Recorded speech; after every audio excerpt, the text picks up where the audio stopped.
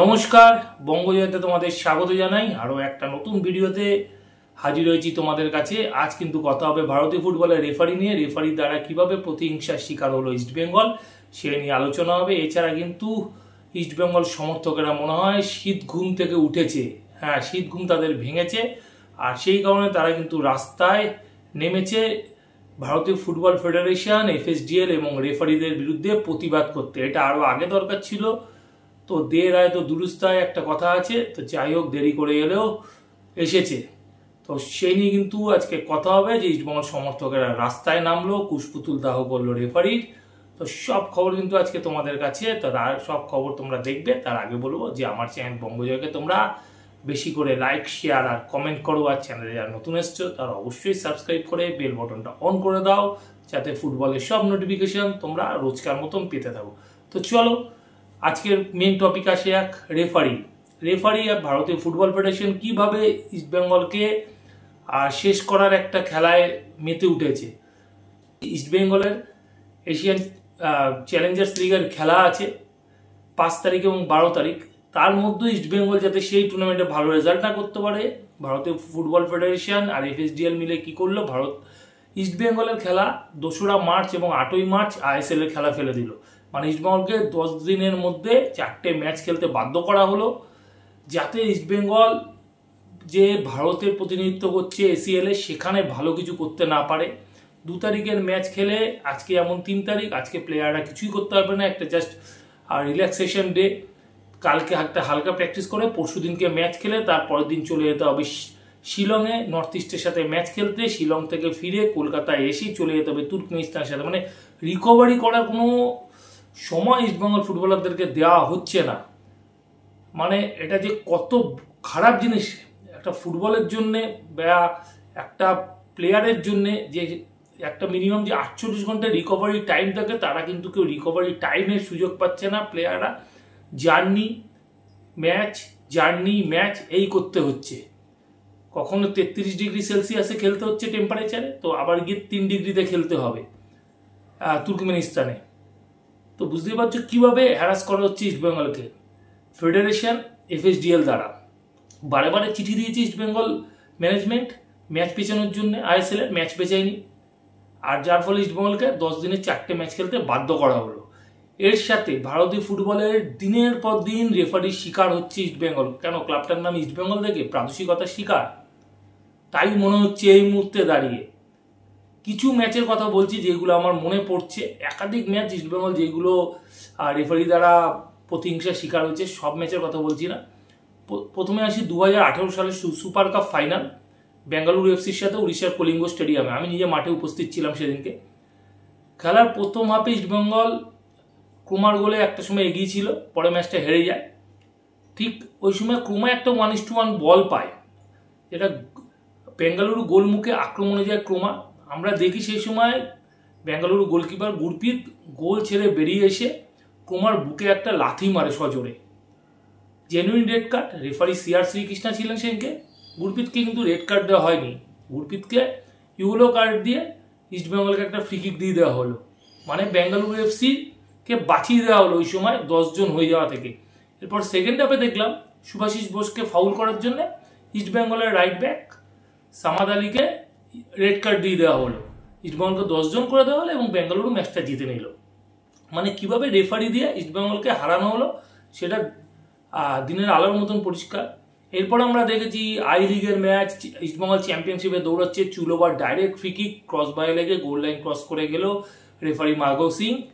আইজলের সাথে সেই ম্যাচে সেই গোলটি দেয়নি এবং ম্যাচটি ড্র হয়ে যায় এবং পরবর্তী সময় ইস্টবেঙ্গল গোল ডিফারেন্সের জন্য কিন্তু আই লিগ পায় না। ওই গোলটা যদি হয়ে যেত ইস্টবেঙ্গল কিন্তু আই লিগ চ্যাম্পিয়ন হয়ে যেত। রেফারি দেয়নি সেদিনকে, ছিলেন মার্গো সিং।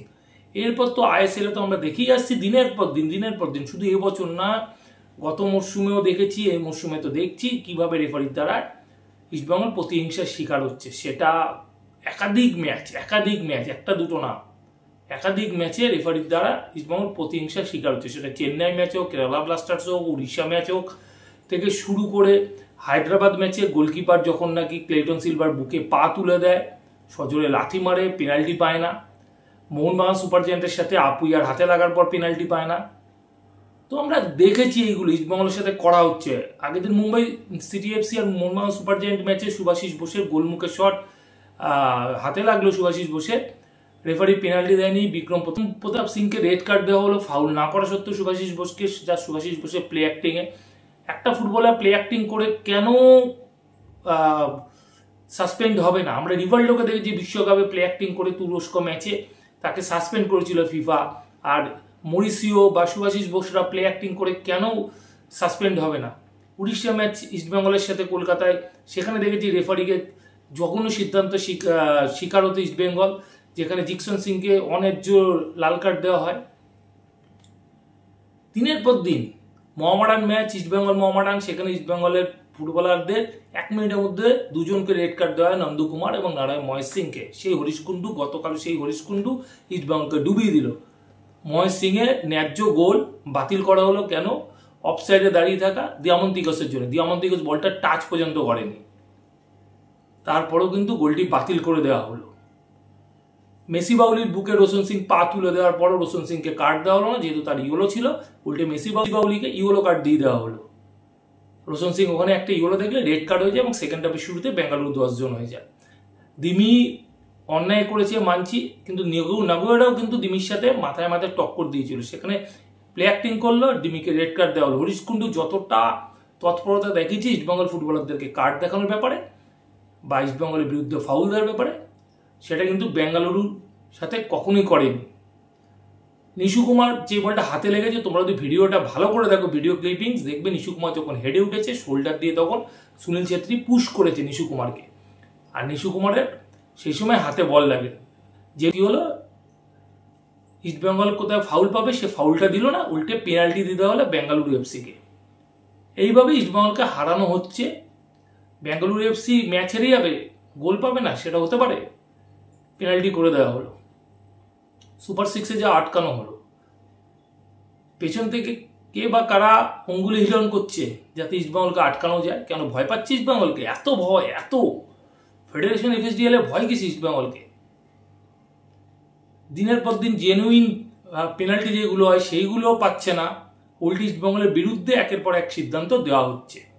লজ্জা, ধিক্কার। আর এই লজ্জা ধিক্কারের জন্যই কিন্তু শীতঘুম ভেঙেছে ইস্টবেঙ্গল সমর্থকদের। তারা আজ রাস্তায় নেমেছে।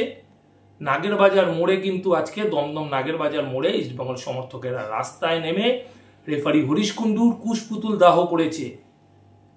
তার গলায় জুতোর মালা পরানো হয়েছে, তার ফটোতে তৈরি করে সেখানে জুতোর মালা পরানো হয়েছে তার কুশপুতুল তৈরি করে।